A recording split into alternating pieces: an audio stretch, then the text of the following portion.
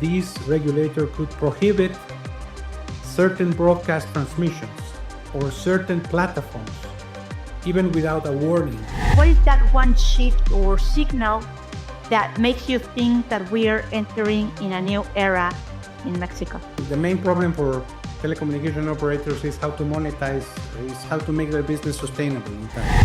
If Presidenta Claudia Sheinbaum will be watching today's episode, what will be a message for her? What do you think that she needs to be doing today so we can become in that country you were speaking before? I mean, Mexico has the size to be one of the 10 biggest players in the world. I would like to see a competitive landscape.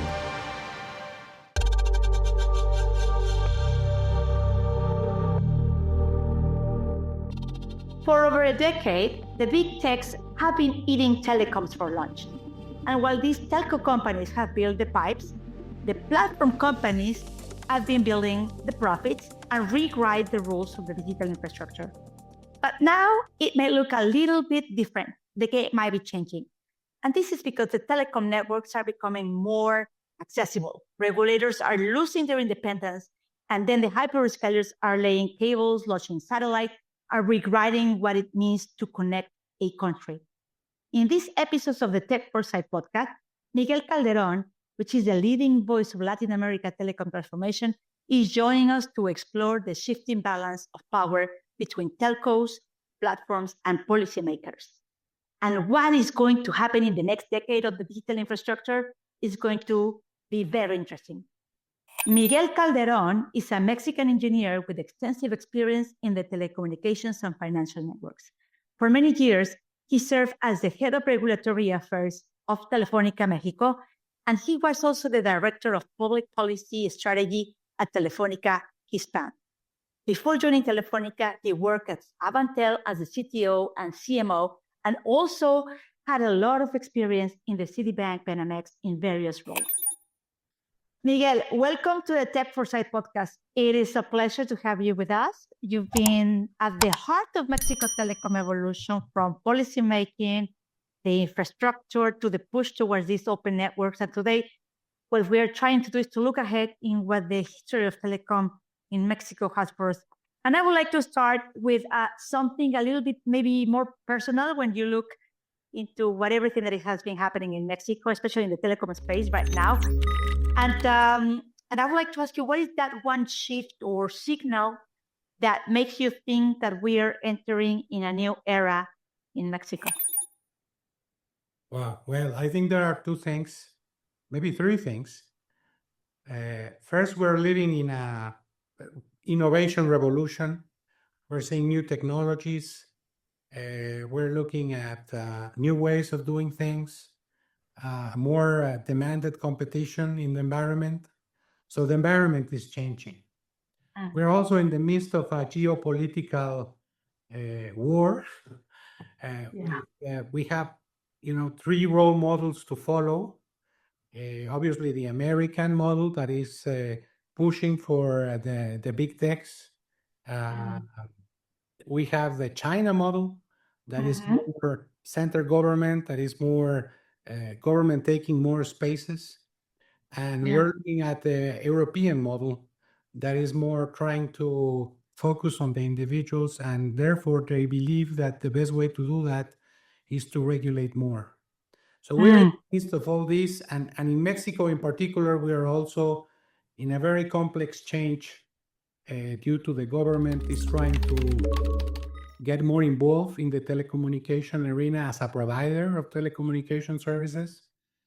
And we are in the midst of a change in the law and a change of the regulator that is going to have an impact on the entire landscape. So I guess this is very interesting, because for the audience that probably do not know very well the Mexican market, what happened in Mexico is that they recently passed a reform that could eliminate that independent regulatory body like we used to have in Mexico called IFETEL, and transfer this oversight into the executive branch. That obviously, I know it has raised a little bit of alarms among many investors and industry players. And maybe from your perspective, and you are inside of this industry, do you think that that is an opportunity, or or is a way to simplify or modernize regulation? How this decentralization of this regulatory authority may affect the future of investment and innovation in the Mexican telecom? Yes, well, there is a big, I mean, in many countries, the government is trying to be more involved with the telecommunications sector and in providing services directly. However, we are looking at several risks in the existing regulation. The regulation is not yet in place. There is some dialogue with the Senate and with the Congress, with the Mexican Congress, but there are 4 issues that are of concern. The first issue is how the regulatory structure will be. As you said, we are coming from a autonomous regulator called the IFT that has been scored by the ITU as a grade 4 regulator. That is the highest type of regulation. It is true that in Mexico, the concentration of the market is too big. We have one player that has 70% of market share. That's a lot. That's a lot. That is, I guess, one of the largest, if not the largest in the world. That operator has 40% of EBITDA versus their competitors that have a more lower scale, and therefore their EBITDA, their earnings are much, much lower, and therefore you cannot compete with a giant. No, it's very right. So having said that, the structure of the regulator, what the best practices are telling us is that you should have a independent, at least technically independent regulator that cannot only depend on one person. The best practice is to have commissioners, 4 or 5 commissioners that can decide among themselves. The initial proposal was to have one single person with the entire entity, and there are not the processes to assure transparency. There are not the processes to ensure that whatever regulation is going to come out with a consensus and with a full discussion of the different parties. So the first instance is how the regulator is going to work. But on the other hand, they are delegating to this new body a lot of regulations and a lot of decisions that are more than technical. There can be political decisions. For example, one of the instances is that this regulator could prohibit certain broadcast transmissions or certain platforms, and he could order operators to block those transmissions even without a warning. So this is huge. This is kind of like in Egypt, right? Like we have seen this happen in Egypt. Like suddenly there's no internet, or the government decides, let's say, like to block X or Facebook or Instagram, stuff like this that has happened like in the Middle East. In some in Latin America, there are several countries that do not have a democracy as strong as it should be that can allow that, and there is a concern from the general public that this is not going to diminish our human rights. So at the moment this has not happened, but there's a possibility that this could happen, and this is obviously the fear. What the government, they were going to issue and vote this law in a weekend, and basically the uproar of the people was so high that then now they have opened the dialogue with the different sectors: social, private, small, medium, and enterprises, academic. And there has been a lot of discussions at the Senate. And what they say is they're going to take many of these discussions into account. We do not know at this point what are they going to take or not. And what they say is by the end of June, we will have a new law and a new regulator. Yeah. The second biggest issue is the what we call competitive neutrality. And what they're saying in this law is that now the government is going to own operators, telecom operators, that are going to compete with the private enterprise. And what they're saying is that state operators are going to have benefits beyond reasonable from the private companies. For example, they will get spectrum for free and without a bidding process. They will not have to go into a bidding process. They will be directly assigned and for free the spectrum. And remember that spectrum cost in Mexico is one of the highest in the world. So private companies have to bear a very expensive spectrum while state-owned companies are going to have it for free. And that all the regulation that applies to the private companies are not going to apply to the state-owned companies. And this is something that goes against the free trade agreement that Mexico signed with the US and with other countries, with Europe, for example. Yeah. So this is also a big debate. I mean, what competitive neutrality says is that you can have, obviously, a state that owns a company, but it has to be in a level playing field as with the other private companies. So the rules for competition have to be the same no matter who the owner is. So do you think that this is converting probably the field into almost a dominant, I don't want to call it monopoly that Telmex has had on this past, into a potential duopoly, which is going to be Telmex and maybe the government, and then what is going to happen to the other operators? There are several. AT&T, for example, is here in Mexico. Movistar, which belongs to Telefónica, is still in Mexico. So there are other companies that also will be impacted by this regulation. It's not only América Móvil, but yes, you could be at the end of the game. You could have a scenario like that, and we believe that competition is the best tool to provide services and to have a social impact. Basically, most of these changes are looking to have more people connected in Mexico with significant connectivity, with better quality, with better speeds. And I believe, and many Mexicans believe, that the best way to accomplish that is through competition. How is Mexico, if we think Mexico and Latin America, for our audience, if you can tell them where is it right now? Kind of like, what do you think that Mexico, levels up into the rest of Latin America?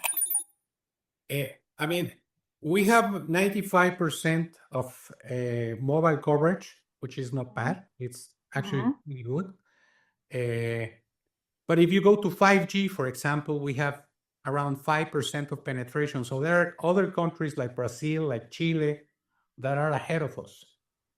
And it's precisely because of this we're lagging now from other Latin American countries because one, that the investment needed, you need confidence that if you're going to invest in Mexico, you're going to have reasonable return. A fair competition.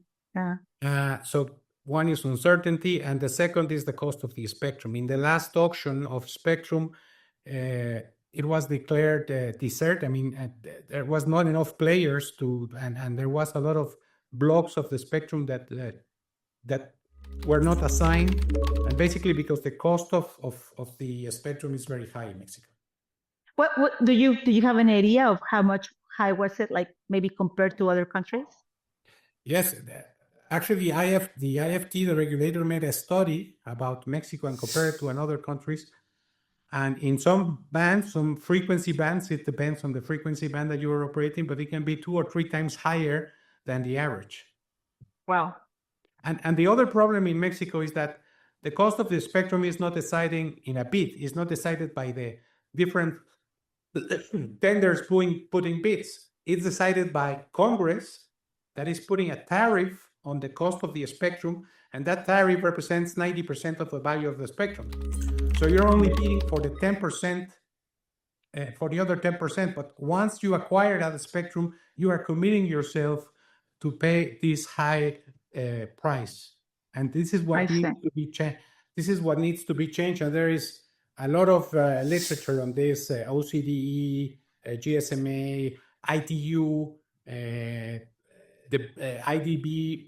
A lot of think tanks and a lot of organizations have told the Mexican government that this needs to change. So what did it fail in the past? Let's say I haven't been living in Mexico in a long time. So, and since I remember, America Mobile Telnet, it continues to dominate the market 20 years ago until today. So what did fail? What we didn't do as a country correctly? In my personal opinion, there was a reform of telecommunications in 2015, almost 10 years ago, 2014, 2015. That was the creation of the IFT.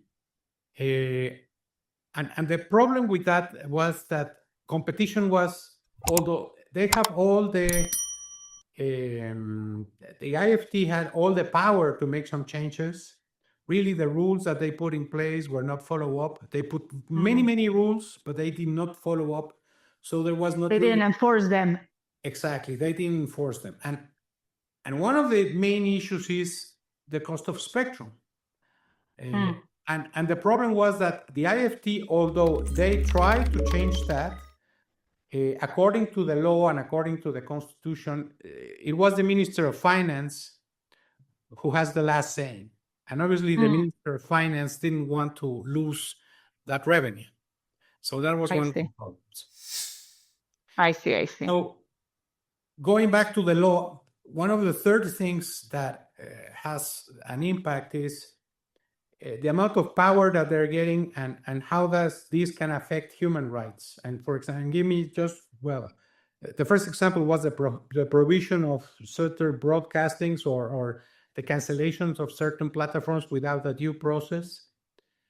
The other one, for example, is the relation with the security instances in Mexico. Obviously, we have a security problem in Mexico, as you have heard in the news.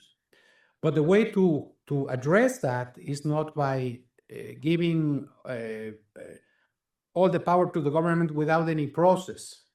So, for example, they're asking for a lot of exchange of personal information of the customers with a judicial order, without a judge telling you, this you should have to provide, and without selecting the type of information that is going to be asked and who is going to ask for it. And so the only thing is, if you don't have a due process, then this can be more troublesome than the problem that we already have. Right. So what the society is asking is to have these due processes, to have this transparency, that, for example, any new regulation will go into a consultation process, that everybody can say what they think, and that the regulator can address each one of the concerns. And these due processes is not in the law right now. So we hope this will be included in the law. And one of the things that I believe that is important in order to the law to follow is provide the space for the industry to have maybe new monetization models. And something that I thought it was very interesting is what Telefonica and the GSMA actually work on, the Open Gateway Initiative. Yes. I know that it has been called like a revolution. And for those members in the audience that probably do not understand what it is, this Open Gateway is a global framework where common networks, APIs, it simplifies the access to the mobile operator networks. So my question to you, Miguel, is how do you see this changing the business model of telcos, especially in markets like Mexico? Do you think actually this is taking place soon? It will happen with this new regulatory issues happening today in Mexico? Will this really make a change in Mexico? The first of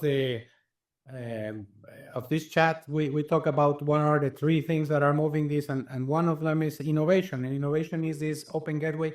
Open Gateway is to break the network of the operators and have access to the different elements of the network using APIs, using software programs that you can call, and then you can interact with the network without having to sign a very difficult agreement with each one of the operators, because all of the operators are in this together. So you will have a single interface to have access to the different functionalities of the network. And This has started before the Open Gateway project, but it was started as individual efforts to break down your network and to make it accessible to the different programmers and developers. But the Open Gateway, what they do is that you have a general umbrella, and then you're going to have a standardized way of communicating with whatever network you would like. It will be the same instruction to talk to Claro or America Móvil that to talk to AT&T or to talk to Movistar. And some of the applications, we are already looking at them, especially in the security services. For example, in Mexico, we have a problem with fraud identity, that somebody can steal your digital identity and then can do transactions for you because they steal your phone or they steal your SIM, and they can use that information for the bank, maybe, right? To the bank. And many of the APIs that are being developed is exactly to enforce or to fight that kind of crime. So, for example, a bank can ask the operator, hey, where is this user located? Has it changed its SIMs? Is the number that he's telling me is the right number? Is the device that he has was the same that he has last week? And with all that information that you can get online in a second, you can make your decisions whether you are seeing risk or not. And all these 4 functions that I just mentioned are already available.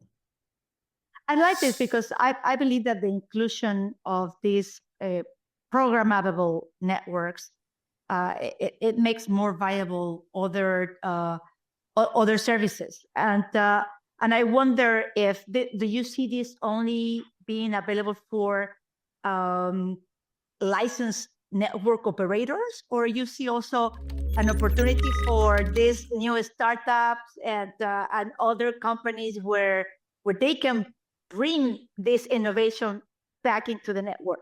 No, the rationale behind this is that anybody can have access to this. Obviously, I think the first business model is to have an integrator, have a man in the middle that will talk to the fourth, to all the operators that exist in a country. And you only have an interface with one integrator. And as I said, using the same instructions are going to be the same. And you're going to receive the information no matter who the operator is. You will have the same feedback from any of the companies. How soon are we from that? Where are we? There are some countries that are more advanced. Argentina, Brazil is more advanced. Mexico, as I said, already have some of this functionality in place. Maybe not all of the operators are, under the same umbrella right now, but it's just a matter of time. And as you know, in Mexico, this week, we're going to have Mobile 360, which is the GSMA gathering of all operators in Latin America. And I'm sure that there are going to be some announcements on the Open Gateway arena. I like that. Listen, these hyperscalers like Google, Amazon, and Starlink, they're not just longer customers for the telecom operators. They're also infrastructure builders. If we saw data like from 2 years ago, they already invested like 25 billion in the private undersea cables or in towers or even in data centers. And I guess that the question is like, if we fast forward, let's say from 5 years from now to 2030, do you think that connectivity will continue to be a public utility? It will be a private monopoly?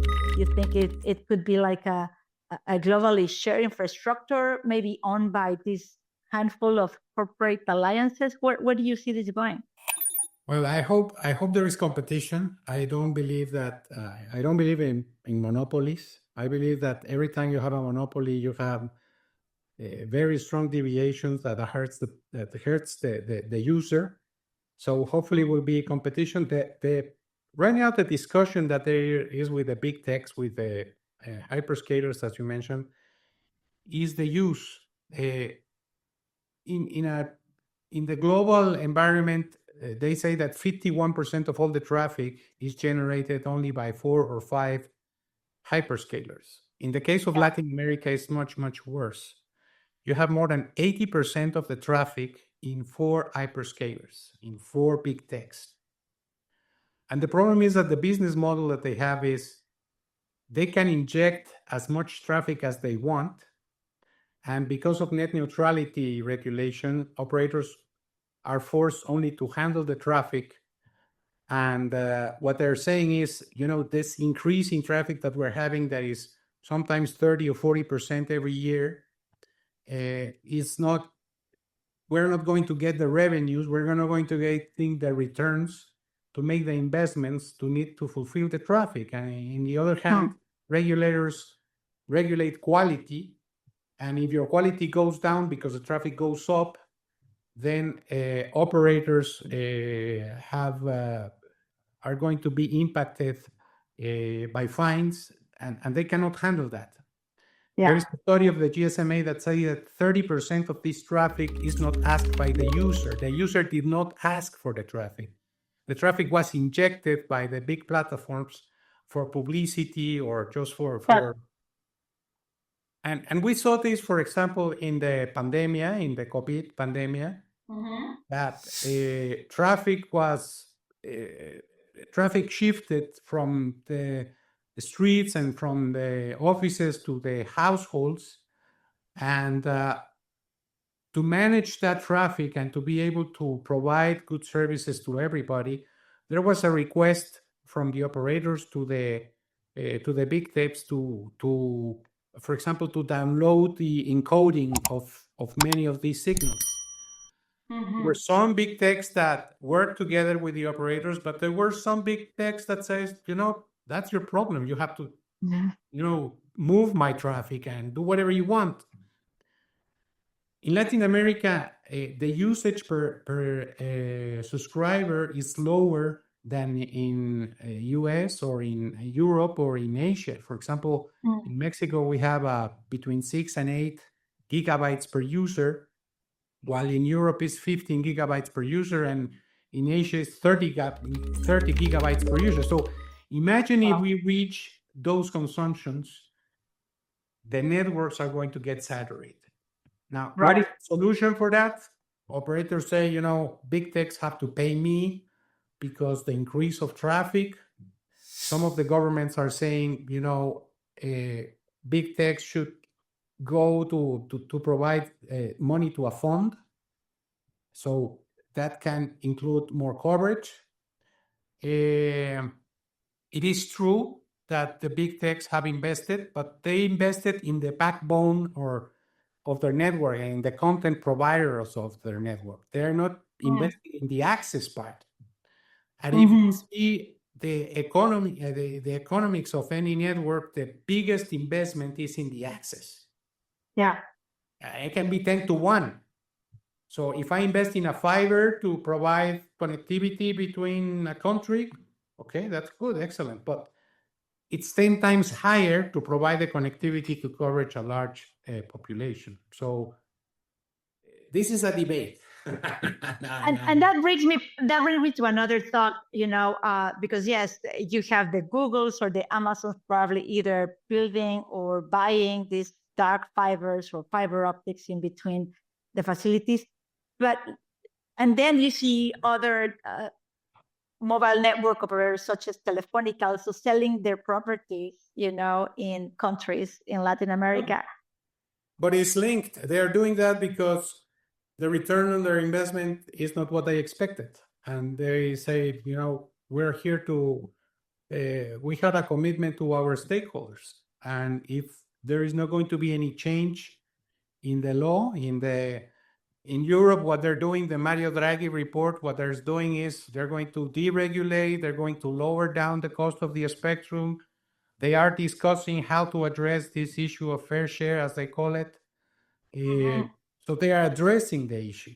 If in Latin America, the countries are not addressing these issues, are not deregulating, but are, as in the case of Mexico, putting a law that will have a new issue as competitive neutrality, or that the cost of the spectrum is still very high, or that now you will have an omnipresent regulator. It is hard to argue that why some companies may say I am not willing to invest. I don't want to get in there. But and then on the other hand, you have these other projects like Stargate. We have this 500 billion AI infrastructure project led by OpenAI, SoftBank, Oracle, NVIDIA. That is not only about data centers, it's also about this national AI sovereignty, the reindustrialization and control over the computer powers. And we saw, just like weeks ago, that the UAE are doubling down. They're building their own data and centers and their own AI ecosystem. I guess that the US is racing to secure that leadership in Texas. So where is Mexico? Where is Latin America in all of this? Are we late to this infrastructure game, or do you think there's still a chance to shape something in our region?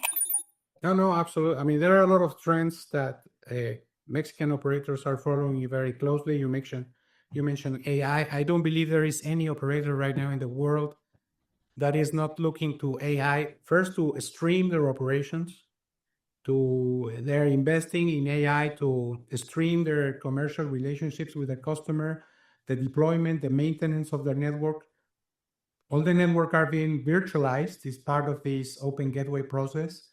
So you are less dependent on the hardware and more dependent on the software.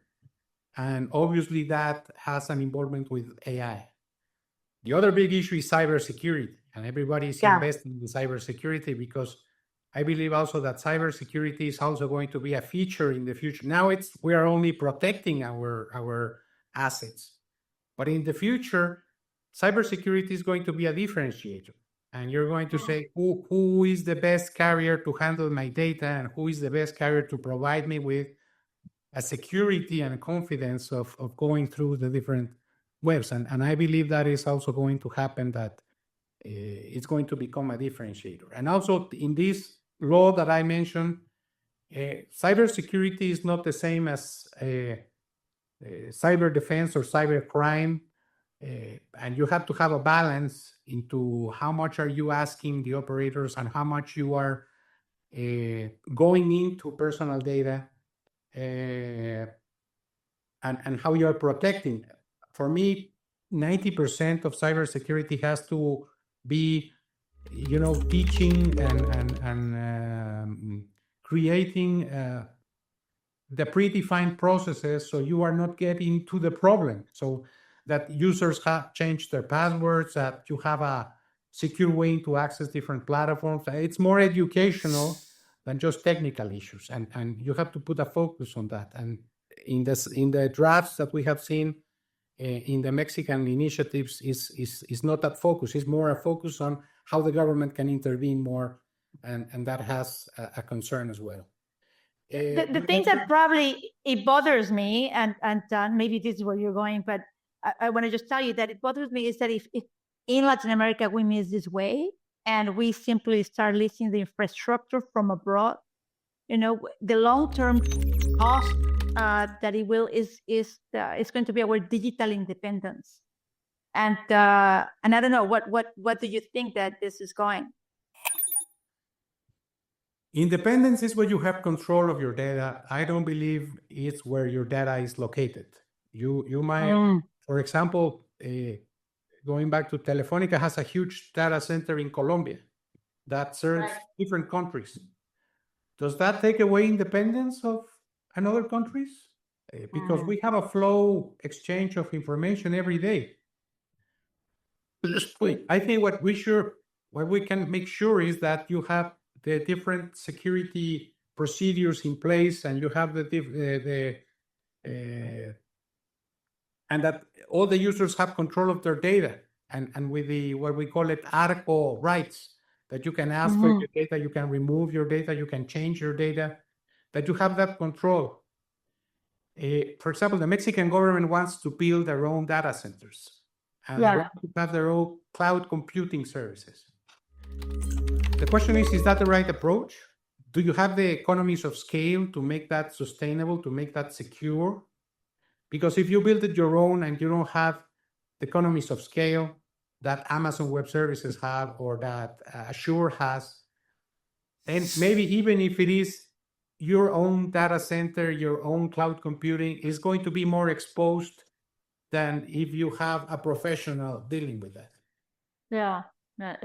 And on the other side, if everything is, I understand the point, but if everything is abroad, we just in Europe, we had this issue with the apagón, with the big blackout. So it also happens when you put things outside of your core or outside of your country, this dependency on power is becoming more and more as a national asset. That's a very good point. That's an excellent point. And let me tell you what I believe. It's called resilience. And the network should be built to have resilience, and the network should have built to have redundancies. But it's up to a point. In Ecuador, for example, there was an outage that took more than 24 hours.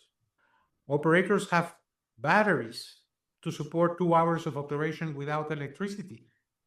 But after 2 hours, who is to blame? The operators or the power companies that are state-owned and that you can only buy power from the government, and you have an outage of 24 hours. Yeah. So what is the resilience? The resilience is you should be able to have you should be able to have competition. So if you have an outage, you can go to different users, and I believe the outage in Spain was not by the suppliers, but was by the controller. I don't know. Yeah. Well, they're still figuring out. But I want to say, the thing on our previous episodes, actually on the podcast, we spoke about, we explore how telco is heading into space. And with the Starlink and Amazon that are building their own satellite networks, they are disrupting these traditional models of connectivity. And maybe the real question I have for you, Miguel, is like, if connectivity is in space and AI is in these big private data centers, and both are going to be operating global platforms, what is going to happen to the Mexican telecom operators? What do you think? Satellite as a very big opportunity. I'm a strong believer in LEOs. We mentioned that in Mexico you have 90% of terrestrial connectivity. Yeah. If you add up Starlink, you have 100%. So it's no longer of having accessibility to the telecommunications network is if you can afford to pay that. I believe the two systems, the terrestrial and non-terrestrial, are complementary. Yeah. As far as I know, there are several trials of direct-to-device, but still the experience is very limited. It's only text, maybe a call. You cannot have a full digital experience. You cannot have what we call it significant connectivity, that is with a very high speed and a very big throughput with satellite services yet. We're moving in that direction. So I believe it's in the best interest of operators, both satellite and terrestrial, to work together to combine their business, to combine their offerings in benefit of the user. And for me, that's the approach. So satellite is one opportunity. One operator that will try to outcast the other, and normally that doesn't work out. I mean, you have to find a win-win solution for both parties. So satellite is one opportunity. I see that.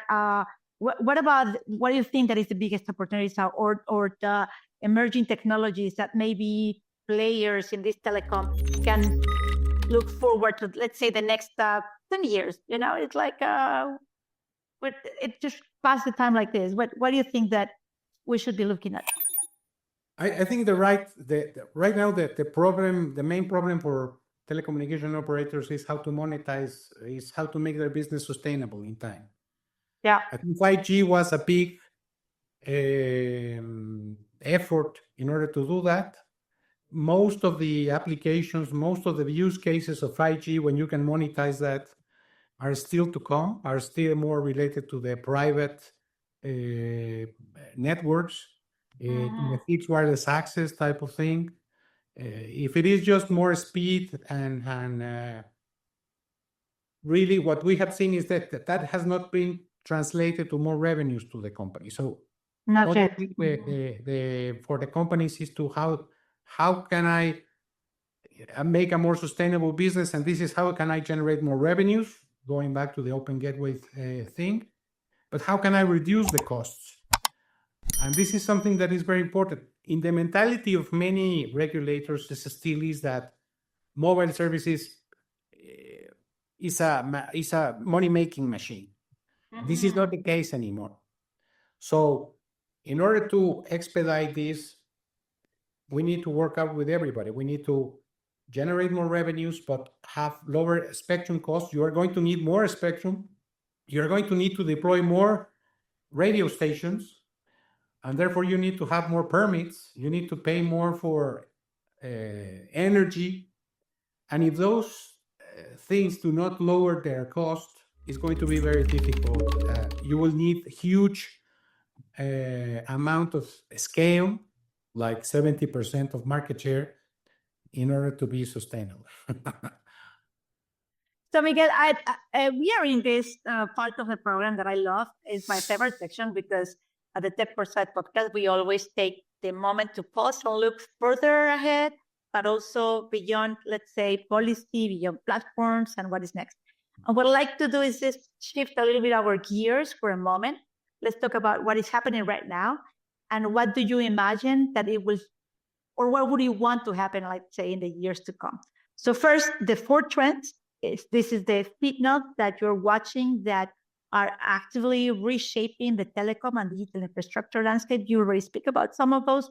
Let's gonna put them like in a row in 4, and then we zoom out and go into your 4 dreams, the visions, your ideas, that transformation pieces that you see or that you would love to happen by, let's say, 2050. This is like 25 years from now.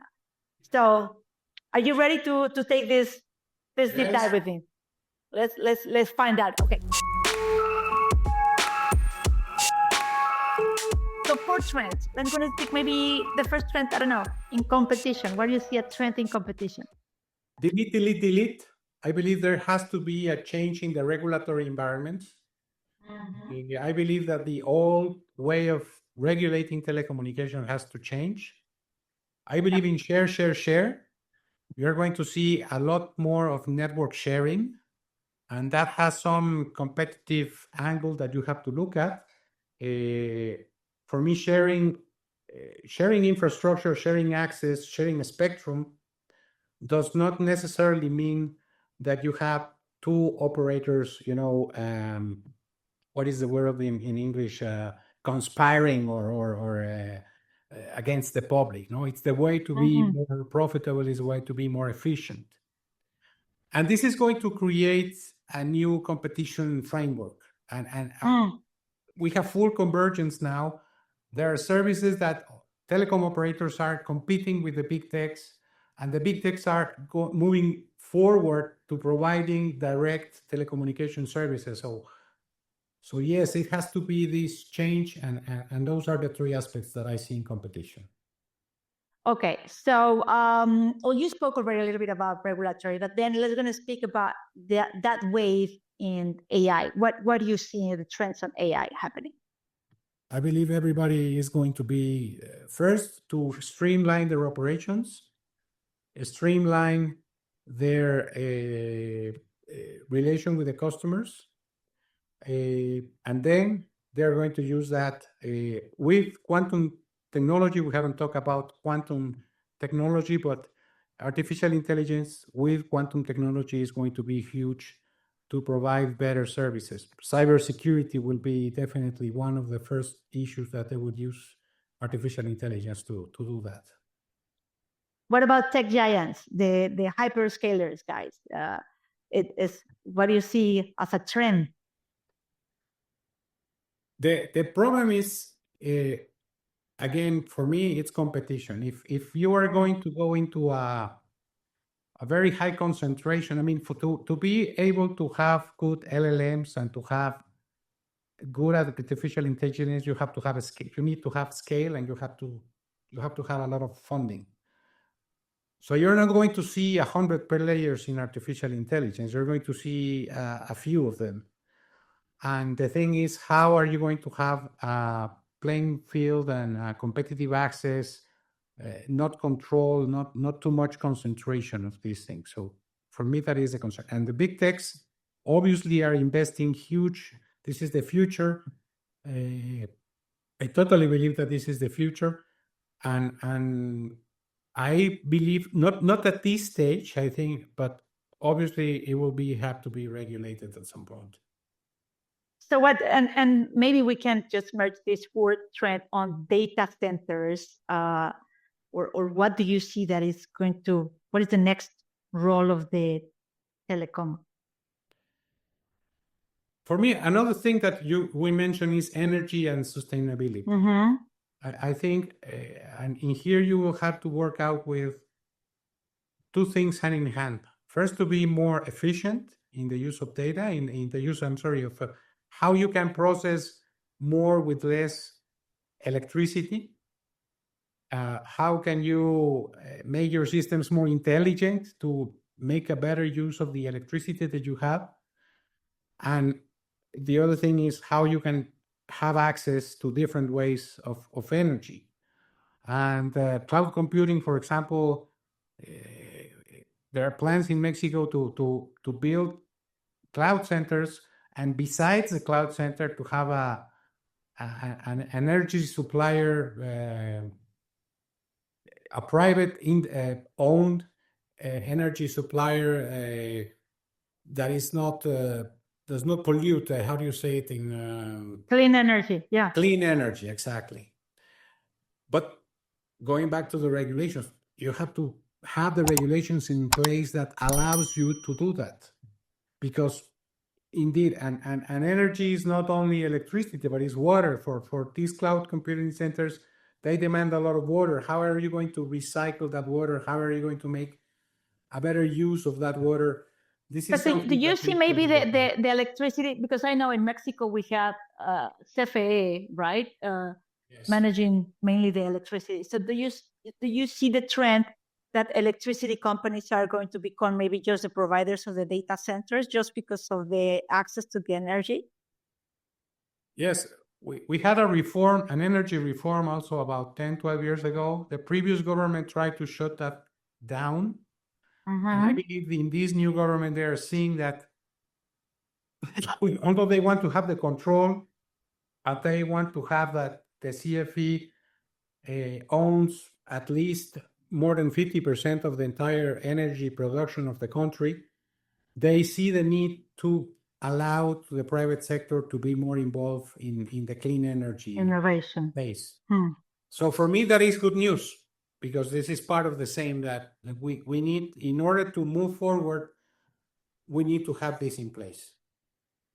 Okay, so now let's gonna look further ahead, and we already talked about the trends, pressures, the decisions shaping today's telecom business. And let's imagine that is 2050, 25 years from now. And let's assume that you have this blank slate, no constraints. What would you wish to see for Mexico, for Latin America in this telecom? That's the playing field that we're gonna play now, right? So think about, four dreams that you would like to see. No, I would like to see that Mexico is in the forefront of at least the technology usage, if not the development of technology, that he is a part. I mean, Mexico has the size to be one of the 10 biggest players in the world. I would like to see a competitive landscape. I would like to see that Mexico can attract investments.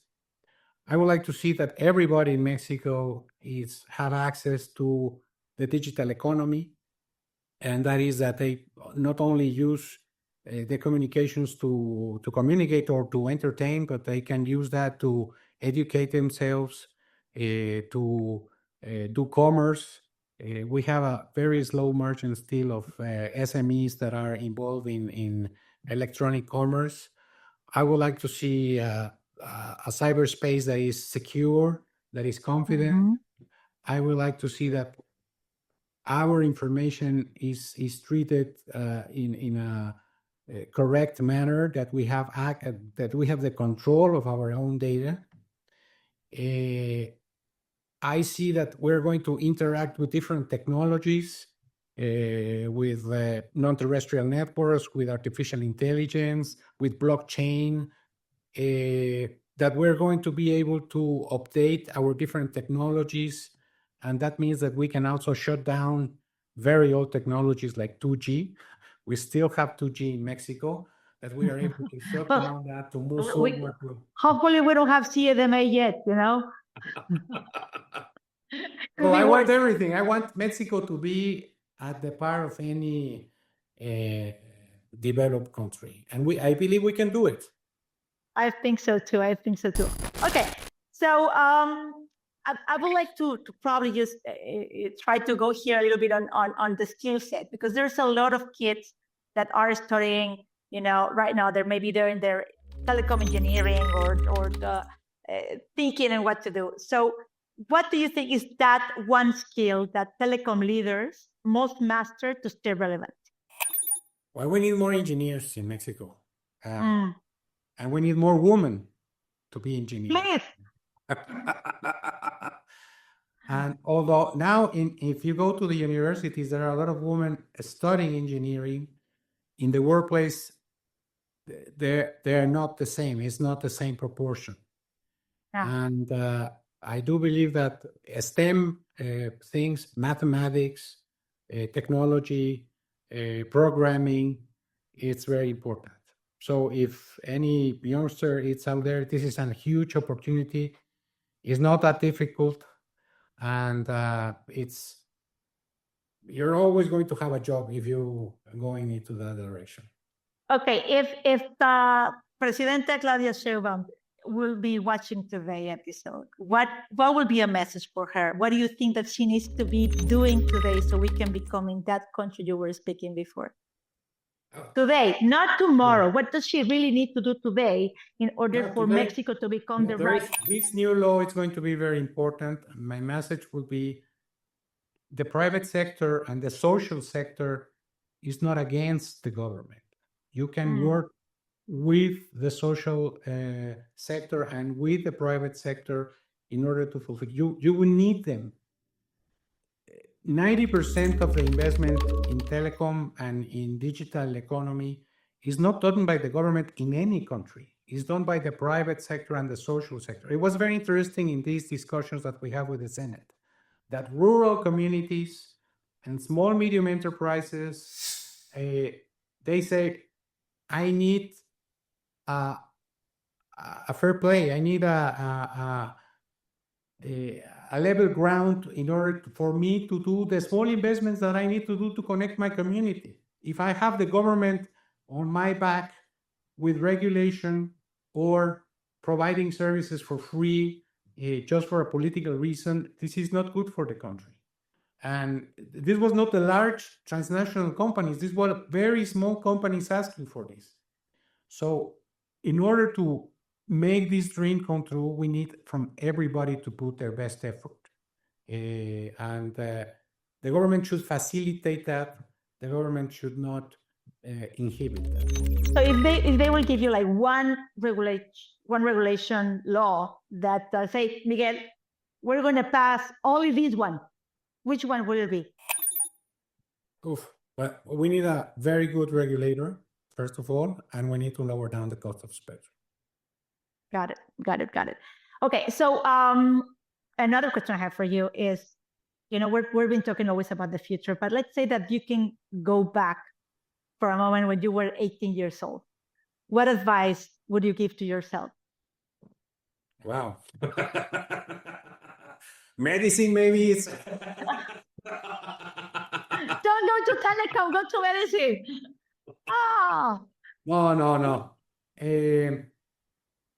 I don't know. I have always been passionate about being an engineer. I'm a telecom engineer, and I always have been very passionate about this.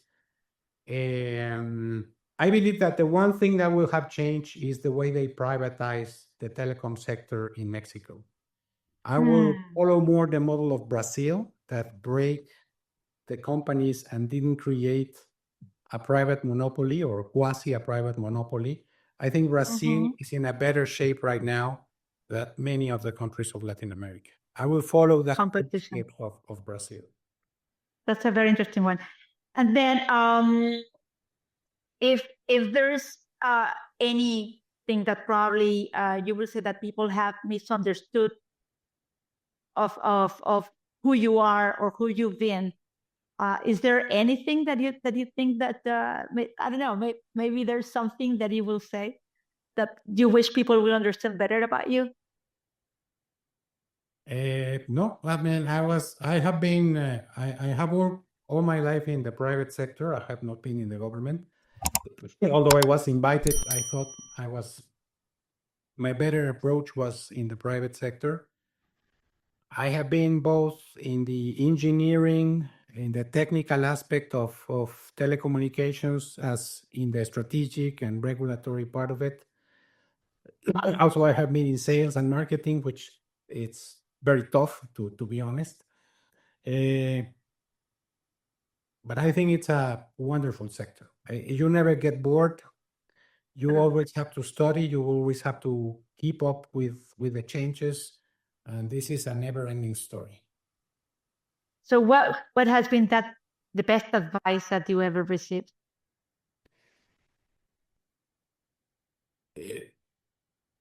Always make it practical. Don't make it theoretical. Make it practical. Whatever you learn and do, try to make it that has an impact on the people. If you leave it all in theoretical things, then you will not see the benefits of it.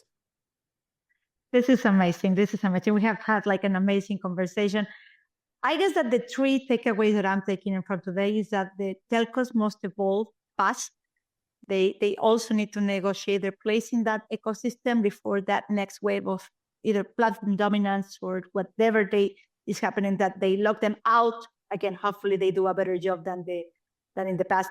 Then my second takeaway is Latin America needs to build that AI infrastructure, because if not, we're going to fall behind. We're going to become very dependent, and the digital economy dependency is actually the destiny. My third takeaway that I have here is telcos can be that engine of equitable and digital progress, as you said. You know, if the telcos shift from access provider to ecosystem builders. I really like that piece that you gave. I don't know, did I everything? Did I better? Yeah. Amazing. No, thank you, Miguel. And before we go, for those CEOs of telco companies that are watching today, or those tech company CEOs that are looking at us today, what advice do you have for them before we leave the podcast space? What is that role that telcos are not playing today that they absolutely should be doing? I will say that the thing is focus on their core businesses. Sometimes you can get distracted very easily, and first of all, we are suppliers of connectivity, and we have to make very good connectivity, and that is our main focus. That should be the main focus of the operators. I like that very much, because I do believe that connectivity is no longer just a technical issue, it's also a leadership one. So as the platform rise, power centralizes, infrastructures open up, the future of telecom is going to be defined by those bold enough to rethink it. So thank you, Miguel. Thank you for helping us see that the future more clearly of telecom, what is happening. Thank you for our listeners. May your networks stay fast, open, and future-proof. Thank you, Miguel, for being with us. Pleasure. And if this episode sparked new ideas for you, share them with your team, with your boss, board members, or your next strategy session. Follow the Tech Foresight podcast on YouTube, Spotify, or Apple Podcasts, or wherever you are watching or listening to your podcast. Be sure to subscribe so you don't miss any of the episodes that are coming next. I will see you soon in the future, and take care and stay foresight.